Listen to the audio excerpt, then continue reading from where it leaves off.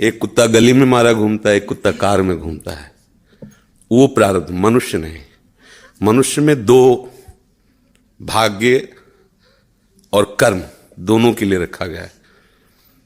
अगर हमारा भाग्य जोरदार पड़ गया तो हमारे कर्म फेल हो जाएंगे, और कर्म जोरदार पड़ गया तो भाग्य को दबा देगा। ये फाइनल का मनुष्य जन्म है। इसमें ये केवल नहीं कि प्रारब्ध में जो लिखा है वही होगा, आगे कुछ हो नहीं सकता।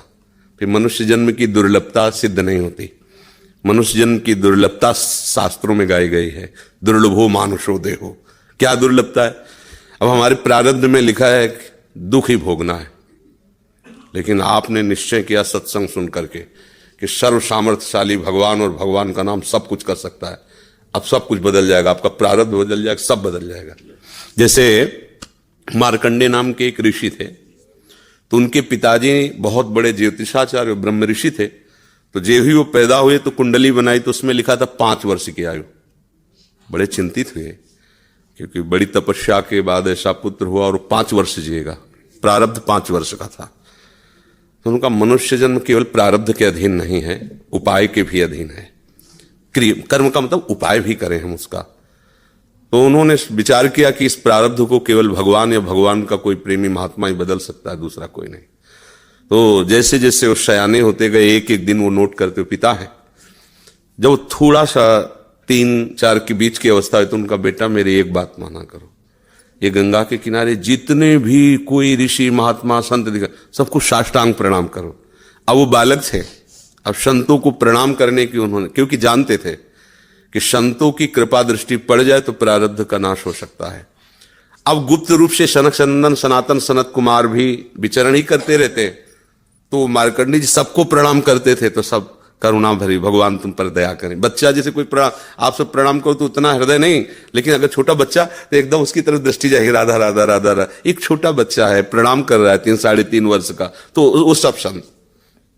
और वो चुपचाप बैठ करके देखा करते थे उनके पिता कि किसी ऐसे महापुरुष का आगमन हो जो सृष्टि पर शासन करने की सामर्थ्य रखता हो, तभी प्रारब्ध बदल सकता है। छोटी मोटी तपस्या वाले से प्रारब्ध थोड़ी बढ़ता है। उन्होंने देखा ये चारों तो कुमार है, सनक सनंदन सनातन सनत कुमार, जो साष्टांग किया तो वो एकदम, वो भी 5 वर्ष की अवस्था में रहते हैं हर समय। उन्होंने कहा चिरंजीवी भव। बस वो खड़े हो गए, बोले महाराज ये अभागा चिरंजीवी लायक नहीं है, इसके प्रारब्ध में 5 वर्ष की आयु लिखी और चौथा भी पूर्ण होने जा रहा है, कुछ समय का जीवन है। सनकादि ने कहा जब चिरंजीवी भव तो चिरंजीवी भव। हमने उसका भाग्य देख के थोड़ी बोला, उसका आचरण देख के बोला।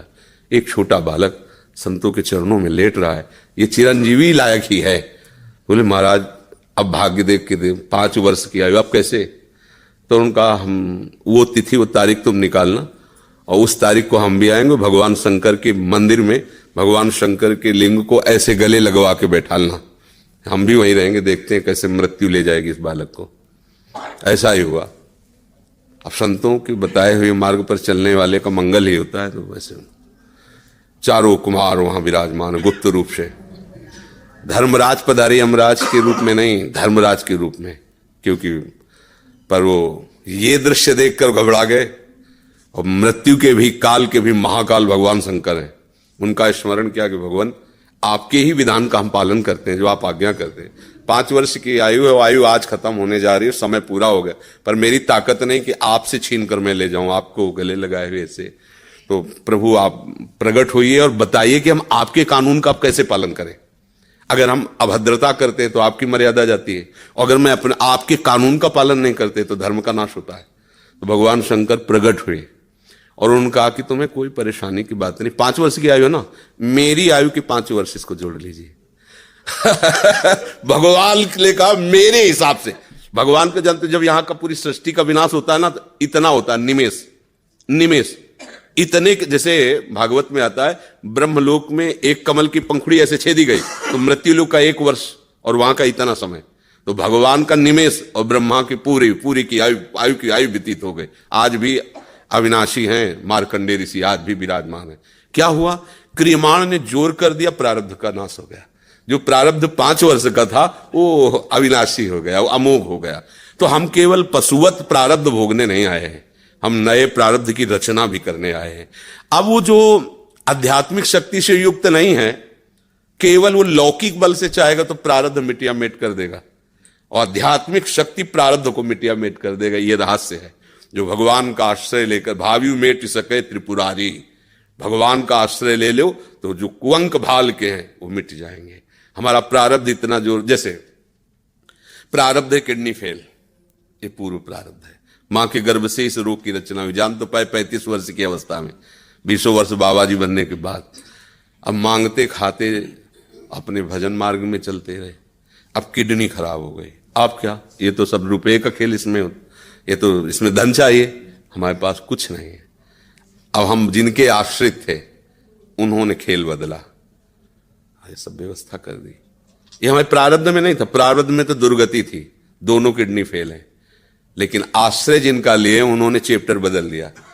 अब देखो किडनी खराब, 2 बजे से दिनचर्या चल रही, 2 बजे रात से। ये किडनी वाले पेशेंट की दिनचर्या होती है क्या 2 बजे रात से? तो ये है इनके चरणों का बल, और ये हमारा बल। हमारे बुरे कर्मों का फल हमको मिल रहा है, और उनके आश्रित हैं, तो ऐसे हमारा जीवन कट रहा है, ऐसे गोद में लिए काट रहे हैं। तो हम केवल प्रारब्ध के ही अधीन नहीं, हम कोई पशु नहीं है, मनुष्य जन्म में मिला है। हम नया कर्म करें ऐसा कि हमारे प्रारब्ध, बुरे प्रारब्ध का नाश हो जाए। हम ऐसे भगवान का आश्रय लेकर भजन करें कि हमारा, अच्छा भगवान सब कुछ है। जैसे आपको धन चाहिए तो लक्ष्मीपति है, यश चाहिए तो पुण्य श्लोक है, उन्हीं की कीर्ति से समस्त शास्त्र भरे हुए। जो चाहिए, रूपवान, गुणवान, धनवान, वैभववान, वो सबके समुद्र हैं, उनका आश्रय ले लो, सब कुछ हो जाएगा। अब अगर केवल धन पर लक्ष्य रखोगे, वो भगवान का आश्रय नहीं लिया, तो बुरे कर्मों से भी तुम नहीं बच पाओगे। अब उपाय ये करना चाहिए कि हमारे नए कर्म ऐसे बलवान होने चाहिए कि जो बुराइयां हमसे पीछे हुई वो हमें परास्त न कर पाए। अगर हम यश चाहने की कोशिश करें तो भगवान का नाम कीर्तन करें, गुण और संयम से रहें, सबको सुख पहुंचाएं, अपने आप यश होगा। और अपने यश के लिए हम दंभ पाखंड करें तो बाद में ऐसी कालिक पोतेगी कि ना लोक के रह जाओगे ना परलोक के रह जाओगे। तो हमें यश चाहिए, धन चाहिए, सुख चाहिए, तो एकमात्र भगवान का सहारा लेकर हम भागवतिक आध्यात्मिक कर्म ऐसे करें जिससे सबका मंगल हो जाए, सबको सुख प्राप्त हो जाए। जैसे हमें अच्छा भोजन चाहिए तो दूसरे की थाली से छीने नहीं, अपनी थाली का दूसरे को पवा दे। अब तुम्हारे लिए जो व्यवस्था होगी बड़ी हाई क्लास की होगी, क्योंकि वो सरकारी होगी। वो देख रहा है ना, तुम दूसरों के लिए अपने सुख का त्याग कर रहे हो, तो तुम्हें कभी दुखी देख ही नहीं सकता।